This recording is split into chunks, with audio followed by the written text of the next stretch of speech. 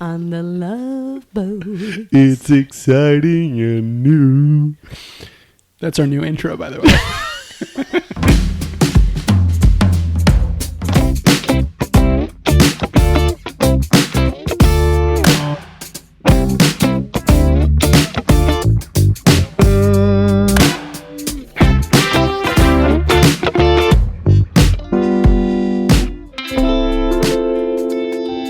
Greetings and/or salutations, and welcome to Imbibe Cinema.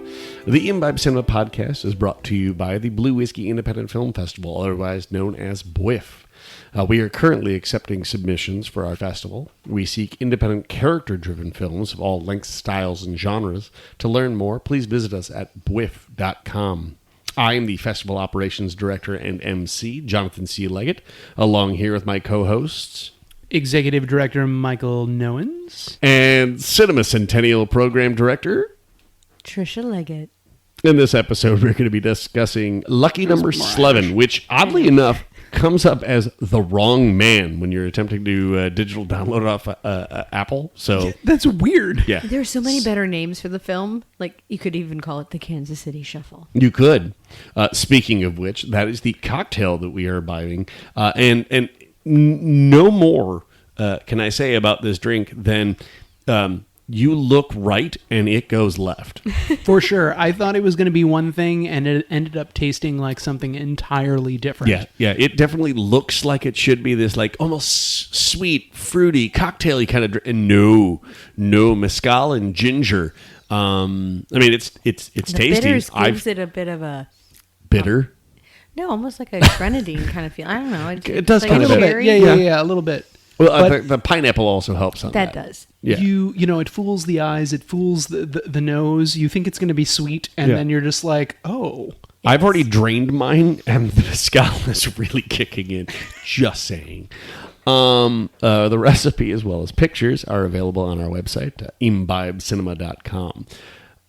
So, Lucky Number 11. I absolutely love the twists and turns that this film takes.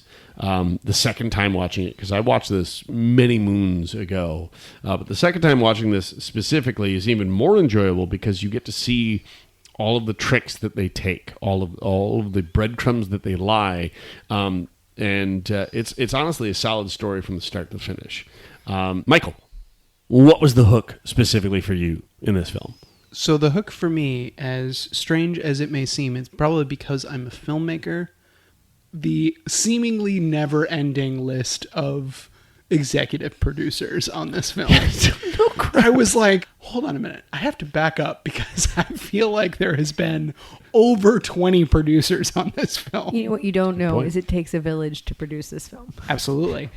And I'm so glad that each of those producers did what they did to make this film happen. Yes. Even if one of them was... I am grateful for all of the producers on this film, except for one. Yes. Yeah. Ugh. All right, so what were we talking about? Oh, we're talking Oh, the about hook, Lucky Number the hook, 11. the Yeah, hook. and that Yeah, was so the what hook. was the hook for you guys? What was the point where you're like, you know what? I'm in for... The long haul? Yeah, well, I'm in for a movie I'm really going to enjoy. I would say Bruce Willis. There was a time. Do you want the time? No. Just saying there I was a didn't ask for time. the time. You see, like, you know, that what is it, foxy lady back there? She's 70 if she's a day, but there was a time. And you're like, what the? I have to watch this. Specifically for me, it's the moment where he snaps the dude's neck. Oh, Because again, you're sitting there going like, "What? Bruce Willis is doing an awful lot of talking. This is kind of, I mean, it's funny." Mm-hmm. Bruce Willis just gives this information. Oh, the reason I'm in town, in case you're wondering. It's like, I wasn't wondering. What the hell is wrong with you? And then all of a sudden, you look left, and they go right. Snap. I'm like, oh shit, this is going to get interesting. Literally, oh snap. Mm-hmm. No. And the dialogue. Oh my God, the writing for this movie. Mm-hmm. I'm a big film noir fan. Yes. I love the way they talk. And Bruce Willis's opening monologue, to me, just is beautiful. I love all of it. And part of this reminded me of like Kiss Kiss Bang Bang or Long Kiss Goodnight, which are things that Shane Black has written. And they're just very tongue-in-cheek, and yet they're very violent dark films. Like, this is a very violent, dark film. Oh, yeah. But the energy and the silliness that kind of goes with it, the humor, doesn't make it seem so... Well, but they even call out the fact that they rewrote Lucy Liu's character after she got cast, because Lucy Liu has a particular type of energy that, I mean, she absolutely killed this role. I mean, it was beautiful. Her playing as Lindsay, her dialogue, her pace, her energy, everything about it she was really perfect. sold. And you don't realize it because it's so well done. But in the beginning, you're seeing like there's like two different kinds of points of view you get. You get the general audience like observing the world at large kind of thing. Like you're on the street, somebody gets shot. Yes.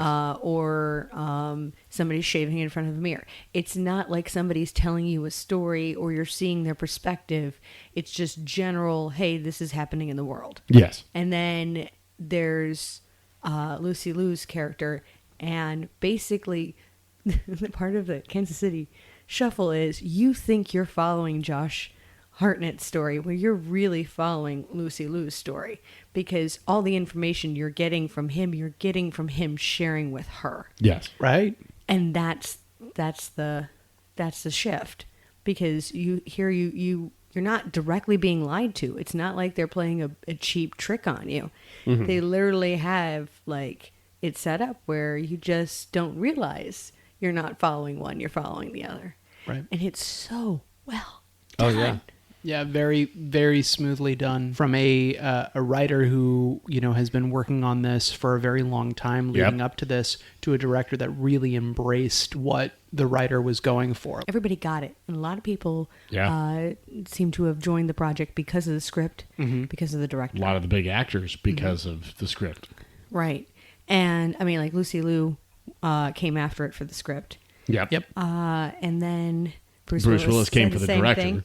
Like, the production design is so unique and so amazing. And it's funny because it's like a little 1970s, but then it's very Art Deco, which is very film noir. In fact, there are a lot of His old scenes- apartment, the black and white. Yes. The weird Or no, that's his girlfriend's black and apartment. White, this is his girlfriend's apartment, you're right. But the black the and white story. patterns.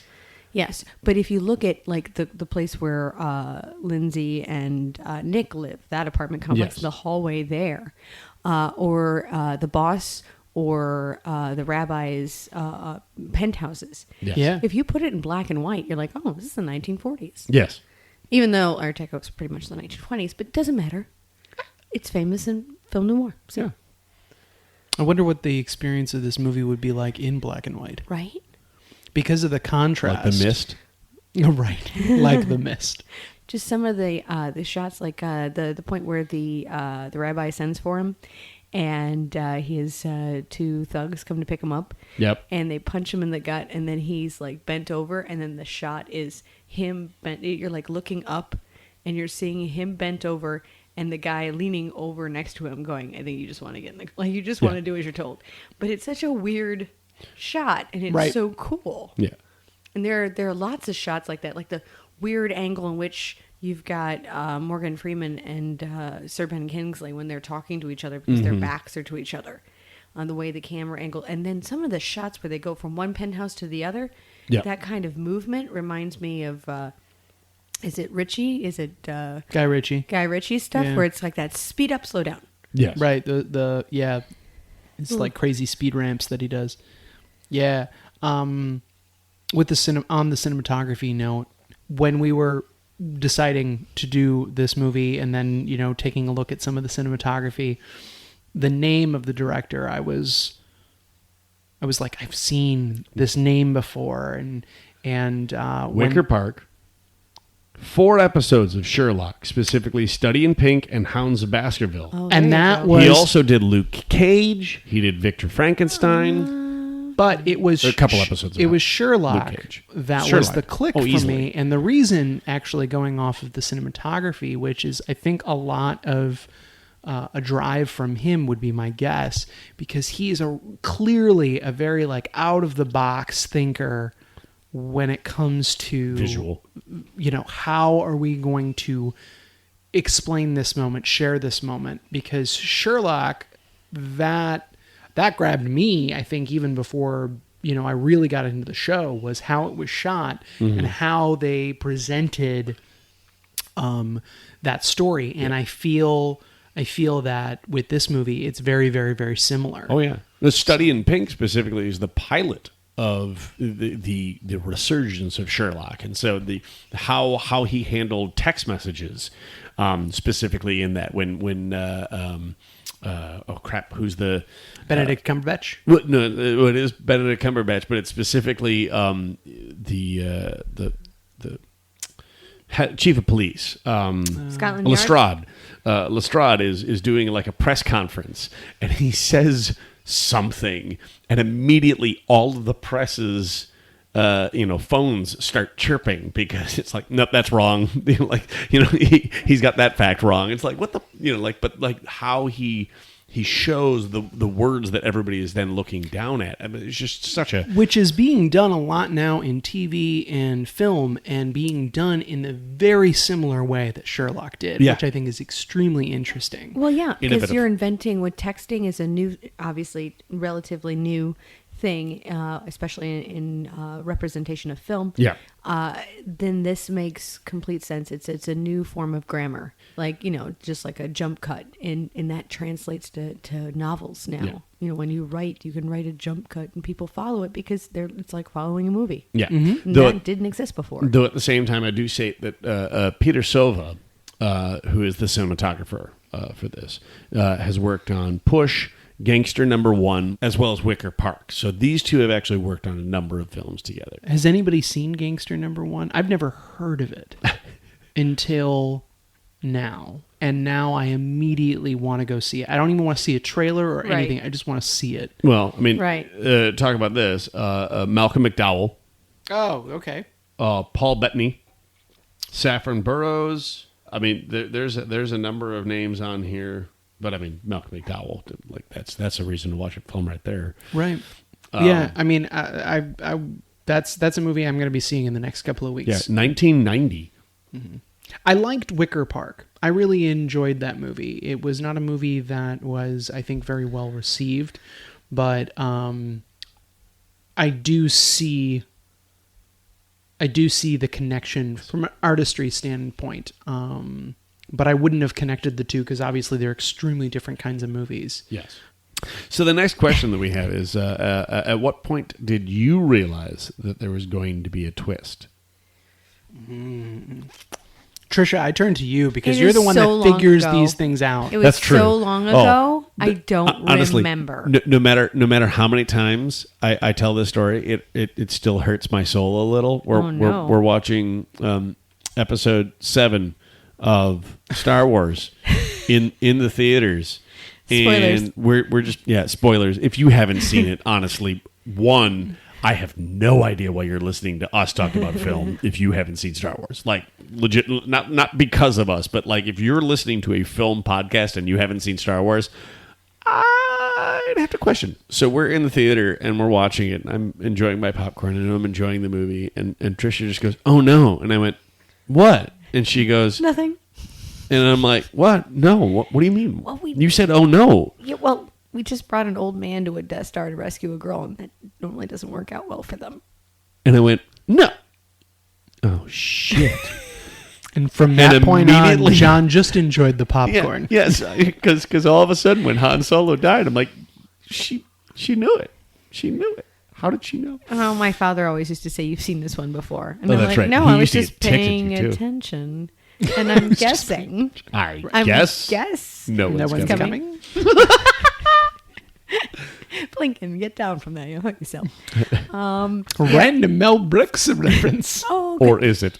It was planned. Actually, I Never feel like random. all Scripted. Mel Brooks Brooks are references fairly should random. be random. That's I think he fair. would appreciate that. Yeah, that's true. Right?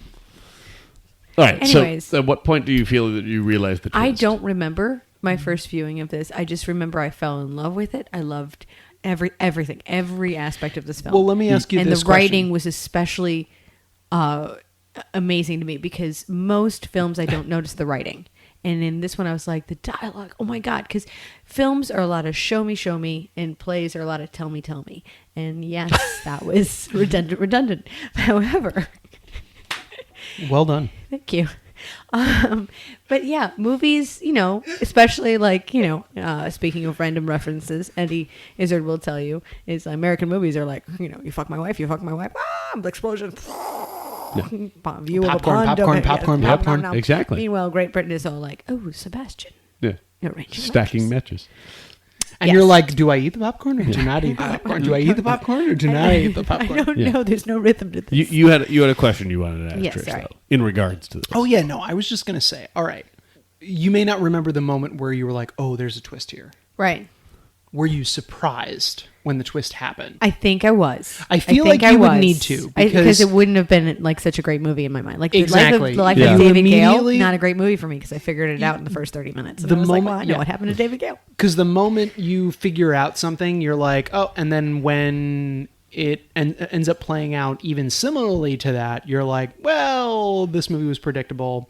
It was fine, but it was predictable. No, and here's the thing. I think a lot of them aren't predictable per se. Some great twist movies, or twist movies that I have figured out, are simply because they do an amazing job of foreshadowing and of symbolism, and I'm a junkie for that shit. Sure. So, like David Gale, there were so many beautiful visuals that gave away what was going on that I was like, oh.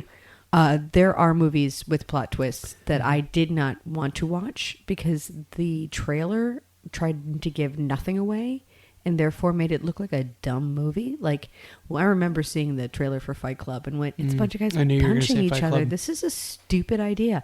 I do not get toxic masculinity. This is dumb. None of us do. And then it took somebody going, well, if you're never going to see it, can I just tell you what happens? And I'm like, yeah, I don't care. And then they told me, I'm like, I need to see this movie. There you Right. And then I ended up getting dragged to the movies. I ended up coming down to the city to meet with Trisha. The movie was amazing. I saw Yeah. it for the first time in Paris, France. Ooh, Paris. Yes, because they don't dub like the Germans. They don't. I guess they're dub. They they're- subtitle? No, they subtitle. Yeah. Because that's Right. so French. Yeah. Right. And so it was like, here's how I got cultured in Paris. I saw Fight Club. See, now I guess I'm just one of those people who does not overanalyze the film. Right. I'm just along for the ride.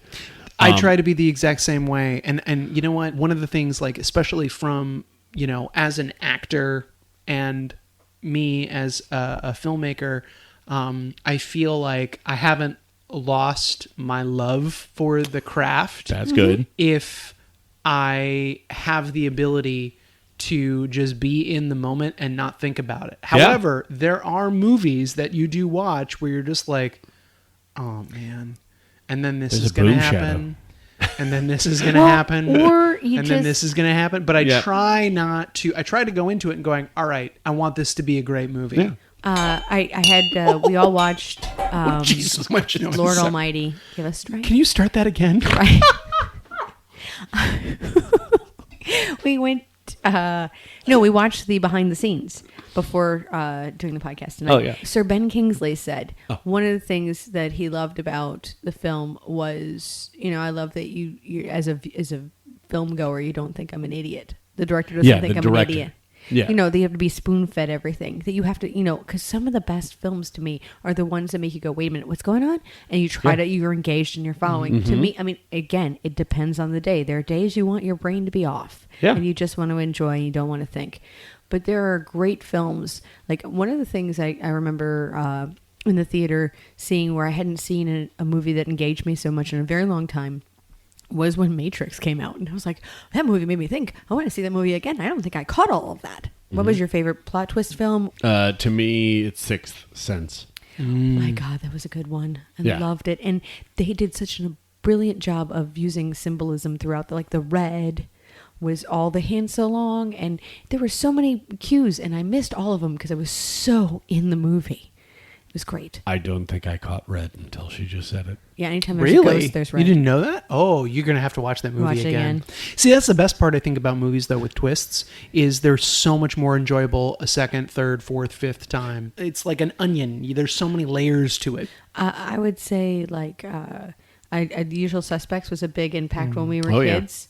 We watched that movie, I don't know how many times. I remember watching this movie, The Usual Suspects, for the first time in my parents' laundry room, sitting on God knows what. It was Probably like a a box treadmill? or a treadmill or something, and it was like the old TV with like the door and like it was one of those like old Yeah, TVs you had to where click you could the yeah. channel. Yes, Right. Actually, exactly. like, Like, turn push the in knob yeah. and Oh, yeah. right. Something that shit. would confuse the hell out of a millennial. Did it Oh, actually yeah. have bunny ears? I don't We think had so. one that did at one point. We did. It was Well, the of course you larger did. one, One in the basement. Yeah, and but I do remember that's how I saw the movie. Was Right. on a maybe 13-inch TV. And for anybody maybe? who was questioning why you keep your exercise equipment in your laundry room, I think it is the most practical place because this is where people hang their laundry. It's true. What was the other thing? Oh, we watched The Fugitive on HBO when it was Oh. in reverse. Remember that? Where it was like, we didn't have HBO. was in But reverse. technology, How do you at what? that point, it was like a reverse exposure, whatnot. So Oh, everything that reverse was- exposure. It was like Oh, it was. But we were so engaged in The Fugitive. Oh, Mom and yeah. Dad are like, it's not like you're actually watching. Shh, we're watching But here's the question: have we seen it yet? I think we'd seen it already. All right. And we were like so hooked on it, we had to see it again that way. The Twist movie, the one that I think that I remember going, oh my God, I did not see that coming, that I really, really loved was The Others. The Others Oh, that was good. So, Nicole Kidman? So good. yeah. Oh my God, I love that movie. And then I think I dragged you that movie after I saw it too. And it was like, come see this movie. And then there were teenagers talking and I was like, shut up. Oh my God, I'm that person. I can't actually fathom the idea of you watching a quasi-horror film. You're talking about the same woman that like watched Medium and even Ghost Whisperer because they ran out of Medium. She's not lying. It wasn't. It was, This has been Confessions. yes, Patricia Howard. Confessions. by Tristan. Guilty pleasure confessions. But no, I mean, ever since I was a kid, I have all the like the Dollhouse Murderers, which I highly recommend, by the way. If you want to traumatize your child, the best one ever would be Wait Till Helen Comes. Oh my God. Oh yeah, you kept telling Yes. me about that She one. Well, loves that that one- one. So the movie for me, it's hard to pick one with a twist because nothing is coming to me where I remember sitting in the movie theater or at home or wherever, basically engulfed in a movie and being blown away by a twist. How did you feel about Gone Girl? Did you see that coming? I was very much disturbed by that movie. So Me too. I blocked, Therapy. I blocked it out until you mentioned it. Thanks, Sorry. David Thanks. Fincher. It's one of those movies that makes you go, marriage? Maybe not. Wow. 7. 7 isn't so much a twist as it is like a surprise ending. Like What's in the box? Right. What's in the box? Okay. The last movie that I saw that I can remember being so surprised by, Inception. Huh? And it was because I knew nothing about the movie, really, going into it. And I saw it. It was probably one of the first movies I remember going to alone because I just really wanted to see it. That ending shot, I remember gasping, like, holy crap. I thought of another one. What Lies movie? Beneath. Oh. Okay. You haven't seen that? Yes, of course I've seen What Yeah, I Lies was gonna Beneath. say. I'm surprised, like, oh, tell me more. Well, I mean, there's a twist. Yes. And there's a ghost, so I'm happy both ways. And there's lots of, like, Hitchcock references Thank that make you. any Hitchcock fan go, oh, I know that one. and that was the goal. And I'll add a second one just Okay. to really mess with everyone's head. The Pokemon movie. The game. Oh, the that was a game. good one. We You're really right. watched that one over is and over. I would watch that over and over and over. That and over is and the over and over now. third David Fincher film reference, by the way. we've made tonight. Yes, The Game, Fight Club, Gone Girl. Okay. Wow, we are Fincher fans. We're going to take a few more moments here to refill our glasses and get ready to imbibe more after this. Hey there, this is Michael with Imbibe Cinema, and I'd like to invite you to check out the horror thriller Johann from filmmaker Santiago Tamagnan. This film tells the story of a child-minded man named Johann, played by Norberto Trujillo, and he's guided by the voice of his father to defeat the demons that have taken over their town and save it. However, whether his father can actually be trusted is something that Johann has to figure out. It's visually stunning, and Norberto's performance is a must-see. This Spanish feature film is playing on Imbibe Cinema through October 31st, 2022. And if you don't get a chance to check it out, I highly recommend you visit facebook.com/Johann Film. Learn more about it and support this incredible independent film. Now, let's get back to the show. You're listening to Imbibe Cinema. I'm Jonathan C. Leggett. I'm here along with... Michael Nowens. Trisha Leggett. And we are discussing Lucky Number 11. Are you enjoying this podcast? Please subscribe or follow us with all your favorite podcast providers to get all the new episodes as soon as we release them, which is every fortnight. Rate and or leave us a review and help our show reach that larger audience. You can also follow Imbibe Cinema on Facebook and Twitter. And Instagrams. And Instagrams. Ooh, we're new I'll and add it sexy. At the grams. We're on the grams Is now. so it's not the snapgrams or the chat. You heard her. Before the break, we had a number of conversations around twisty movies and what specifically drove the hook. But one thing I think, the cast in this was absolutely stellar. Oh, yeah. Just an Oscar-winning cast. Is this or is this not the best Josh Hartnett movie that you have ever seen? Halloween Sin City. H2O. Wait, that's the first? Yeah, in 1998. That's the first wow. film he Okay, acted so in. I said Sin City, but it came out Sin Silly. But yeah, You're it's the Sin only- Silly. It's the only one I know. You're besides Sin this. Silly. And that one was good, but this one is better. He's done a number of things since this movie, but most of What them happened? I don't want to say that necessarily they're obscure, but they're not mainstream. Mainstream. He has kind of gone to like an independent world. When did this movie come out? I can't remember. 2006. Lucky Number 7, 2006. Slicks. Whoa, we're all Lucky having Number problems. 11, 2000 Slicks. We have You a- heard me. We have Yeah. a lot of fun with our S words today. Best Lucy Liu film. What's your favorite Lucy Liu role? I won't even say film. This one, hands down. And Yeah. one of the things, and I'm going to go off on a little preachy thing. Do it. One of the things that I think is sad is this is an amazing fucking role, and she knocks it out of the park. And it's sad because she doesn't get the opportunity for that kind of role, that rom-com kind of role very Oh, often. the rom-com, in yes. the leading lady sense. But also that the leading lady doesn't get that kind of a fucking meating role. Like, she's Columbo. Right. Like, Yeah. her character is so She's the one who's interesting. placing everything together. It's no, her character is so cool. She's a coroner.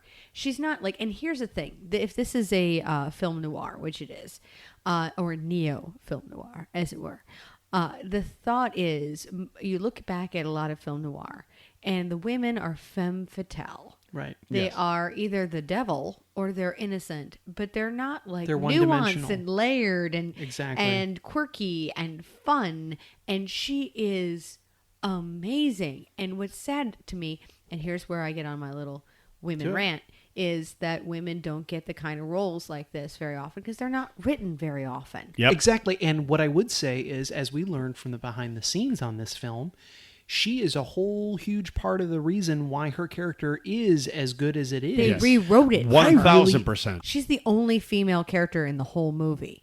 And I mean, you Literally. can count about the mom, but all she does is go, ah, and then die. In retrospect, is there another character in this movie that you think could have been female that would have maybe even added another layer to the movie? The boss versus Yeah. the rabbi. If the boss was a woman, that would be interesting. Or the cop, Stanley Tucci's character. A lot of them could be switched out gender-wise. Stanley Tucci is Burkowski. Oh, yeah, by the way, we haven't talked about Stanley Tucci. He's amazing. We love Stanley. Everything. Stanley Tucci is just does is awesome. amazing. I mean, he even makes the movie The Core better. Yeah. We have no notes, True. Stanley. I No have- notes. Other than he could do this in blue. Which is a movie that he's also in and we love. Exactly. Yeah. If you haven't seen that movie, watch it. America's Sweethearts. America's Sweethearts. I meant to bring this up earlier. Bruce Willis. One of the things about this film is so amazing is his performance. Yeah. And the fact that he's very unsettling. Mm-hmm. And here's an The actor stare. that we've grown to know and love through Moonlighting, Die Hard, you name it. The man is got this great sense of humor, and it comes across in moments in this film where his timing is just beautiful, and it's, like you enjoy him, but at the same time you're like, I think this guy could kill anybody. Like, Yeah. he scares everybody in the film, and legitimately so you believe why they're scared. Right.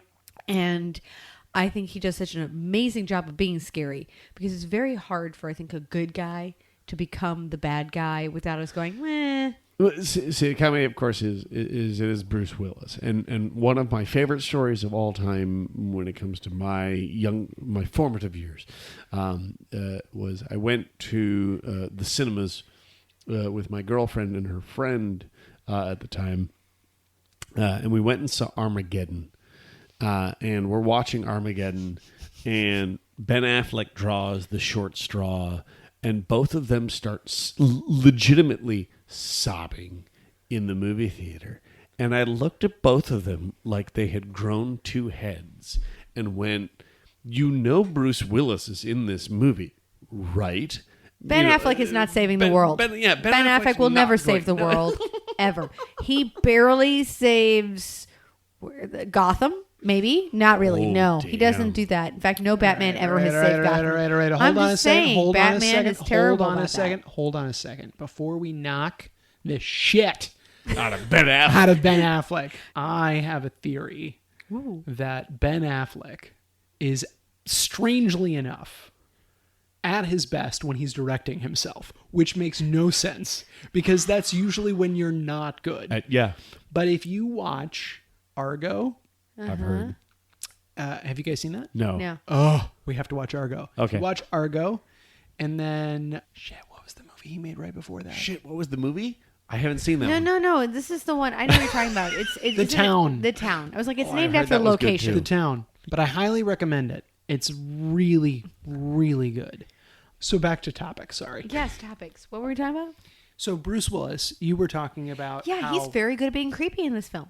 See, the thing about Bruce Willis in this movie, though, is his performance is extremely different. I mean, not just because of the dialogue, not just because of character. It's deeper than that. He's very cold in this movie, but there is like this sense of warmth about him. It's in his storytelling in the beginning. Absolutely. It's in the way that he deals with the kid. Yes. Well, it's that moment in the hallway when you all of a sudden realize. Right. Or at the very end when he's like, I didn't think you would understand. And he's like, I would have understood. It's like when you have a really well developed or written villain, I think, has got to be where they believe that they're doing the right thing. Yep. That they believe their course of action is righteous, and there's layers to it. I think if I know I've preached this to you guys over and over again. It's like Don John the bastard from Shakespeare versus Iago. Don John just says, I'm a bastard because I'm a bastard. Well, that's the stupidest idea of being a bad guy. Iago does everything out of love, and it's so tragic. Yeah. There are so many villains that we see in film and in television and in novels and so forth that are just one-dimensional. Yeah. And that's I'm bad not because I'm bad. it's not scary. I think the scariest you can have a villain is either where they are so self-righteous that's terrifying, or if they are not seen. Mm-hmm. Where the villain is most scary when you don't see them. In fact, Yeah. they reference that in Lucky Number 7 because they're talking about James Bond. Yes. And it's like, no, you don't even see him in that movie. The villain is most effective when you don't know what he looks like. Yep. what a The cool relationship way between of, the two of of them. hinting at the whole plot. The villain is most effective when you don't know what he looks like. Yep. Well done. All right, so Poking the Bear. Hey, Michael, would you like to poke the bear? Film Journal International says, in the end, Lucky Number Slevin is like the guy you knew in high school who seemed cool and interesting until he opened his mouth. Dear Film Journal International writer, I am very sorry that the most interesting kid in high school did not live up to your expectations or rejected you outright, and you have found a way to just take this movie and beat it up over that kind of hurt that doesn't heal because, let's face it, adolescent pain never heals. It just morphs into other shit. It festers. So I just want to wish you the best of luck in therapy. Shit. Dark turn. All right, the next one is from New York Magazine.